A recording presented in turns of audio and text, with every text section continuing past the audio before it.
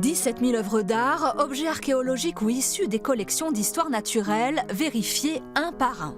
Avant le déménagement, c'est l'inventaire complet, le récolement, le premier de l'histoire du musée.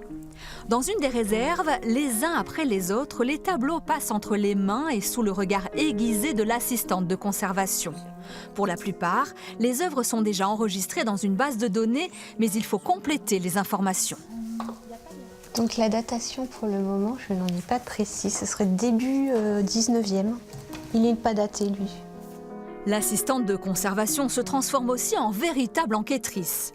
Pour découvrir l'auteur de cette huile sur toile, elle a cherché des indices. Alexandre le Grand offrant à Campas à Pelle, donc c'est déjà une iconographie un peu particulière. Le style de l'œuvre aussi, et puis un petit peu par hasard aussi en tombant sur une vente aux enchères il y a quelques années d'une œuvre qui était quasiment pareil, identique, même format, même iconographie, et puis qui, elle, par contre, n'était pas anonyme et qui donc était attribuée à Charles Mignet. Et on a pu remonter ce petit fil jusqu'à un tableau conservé au musée des Beaux-Arts de Rennes.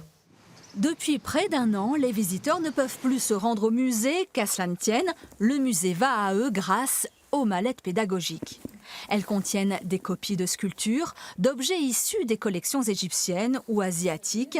L'une d'elles présente même de véritables pièces préhistoriques. Elle fait fureur dans les écoles. Un biface comme celui-ci, par exemple, peut parfaitement être pris en main par un enfant, avec des consignes évidemment de précaution, mais ça permet à l'enfant d'incarner un petit peu une temporalité qui est souvent bien abstraite quand on parle de préhistoire, qui est très éloignée pour lui. Cette familiarisation donnera certainement envie aux plus jeunes et à leurs parents de franchir les portes du nouveau musée, modernisé et agrandi. Il permettra aux visiteurs de découvrir des œuvres jamais exposées. L'un des enjeux de ce nouveau bâtiment, c'est de libérer des espaces du bâtiment actuel de la Sénatorerie pour que les espaces d'exposition s'agrandissent et donc qu'on puisse sortir de nouvelles œuvres des réserves. Il y a notamment l'axe des peintres de la vallée de la Creuse qui est identifié, très important dans les collections du musée, mais également la collection d'art asiatique qui est un des joyaux du musée d'art et d'archéologie de Guéret et qui du coup va être un petit peu étendu grâce à cette libération d'espace.